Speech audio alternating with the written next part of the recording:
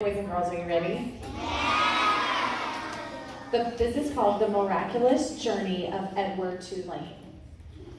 Once, in a house on Egypt Street, there lived a rabbit who was made almost entirely of china. He had china arms and china legs, china paws and a china head, a china torso and a china nose. His arms and legs were jointed and joined by wire so that his china elbows and china knees could be bent, giving him much freedom of movement. His ears were made of real rabbit fur, and beneath the fur there were strong, bendable wires which allowed the ears to be arranged into poses that reflected the rabbit's mood: jaunty, tired, full of emu. His tail, too, was made of real rabbit fur and was fluffy and soft and well-shaped. So many big words. So many big words. Learn more. And descriptive words. The rabbit's name was Edward Tulane, and he was tall. I like tall people. He measured almost 3 feet from the tip of his ears to the tip of his feet. His eyes were painted a penetrating and intelligent blue. In all, Edward Tulane felt himself to be an exceptional specimen. Only his whiskers gave him pause. They were long and elegant, as they should be, but they were of uncertain origin. Edward felt quite strongly that they were not the whiskers of a rabbit. Whom the whiskers had belonged to initially, what unsavory animal, was a question that Edward could not bear to consider for too long. And so he did not. He preferred, as a rule, not to think unpleasant thoughts.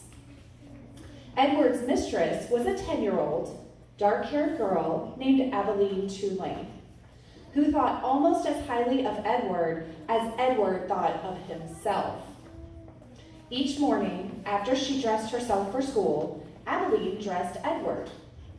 The china rabbit was in possession of an extraordinary wardrobe composed of handmade silk suits, custom shoes fashioned from the finest leather, and designed specifically for his rabbit feet, and a wide array of hats equipped with holes so that they could easily fit over Edward's large and impressive ears. Each pair of well-cut pants had a small pocket for Edward's gold pocket watch.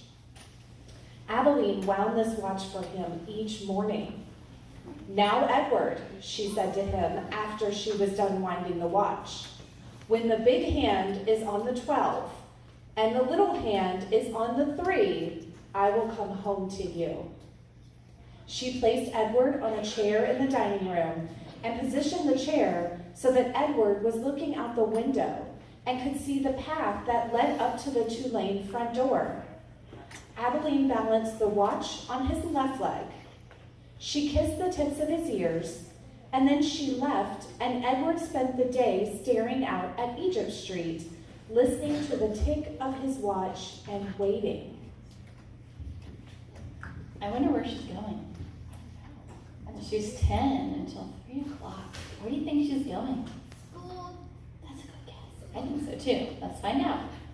Of all the seasons of the year, the rabbit most preferred winter, for the sun set early then and the dining room windows became dark, and Edward could see his own reflection in the glass. And what a reflection it was! What an elegant figure he cut! Edward never ceased to be amazed at his own fineness. In the evening, Edward sat at the dining room table with the other members of the Tulane family. Abilene, her mother and father, and Abilene's grandmother, who was called Pellegrina. True, Edward's ears barely cleared the tabletop, and true also, he spent the duration of the meal staring straight ahead at nothing but the bright and blinding white of the tablecloth. But he was there, a rabbit, at the table. Aveline's parents found it charming that Aveline considered Edward real, and that she sometimes requested that a phrase or a story be repeated because Edward had not heard it. "Papa," Aveline would say, "I'm afraid that Edward didn't catch that last bit." Aveline's father would then turn in the direction of Edward's ears and speak slowly, repeating what he had just said for the benefit of the china rabbit. Edward pretended, out of courtesy to Aveline, to listen, but in truth, he was not very interested in what people had to say. And also, he did not care for Aveline's parents and their condescending manner toward him. All adults, in fact, condescended to him. Only Aveline's grandmother spoke to him as Aveline did, as one equal to another. Pellegrina was very old. She had a large, sharp nose and bright black eyes that shone like dark stars. It was Pellegrina who was responsible for Edward's existence. It was she who had commissioned his making. She who had ordered his silk suits and his pocket watch, his jaunty hats and his bendable ears, his fine leather shoes and his jointed arms and legs, and all from a master craftsman in her native France. It was Pellegrina who had given him as a gift to Aveline on her 7th birthday. And it was Pellegrina who came each night to tuck Aveline into her bed and Edward into his. "Will you tell us a story, Pellegrina?" Aveline asked her grandmother each night. "Not tonight, lady," said Pellegrina. "When?" asked Aveline. "What night?" "Soon," said Pellegrina. "Soon there will be a story." And then she turned off the light, and Edward and Aveline lay in the dark of the bedroom. "I love you, Edward," Aveline said each night after Pellegrina had left. She said those words, and then she waited, almost as if she expected Edward to say something in return. Edward said nothing. He said nothing because, of course, he could not speak.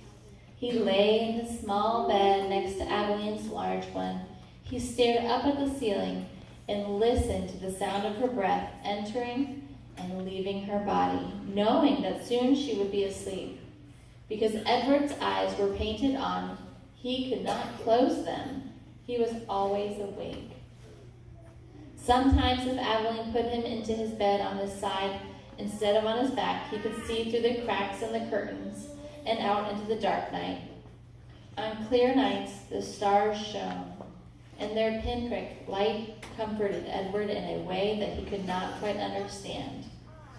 Often, he stared at the stars all night until the dark finally gave way to dawn. And that, boys and girls, is chapter 1.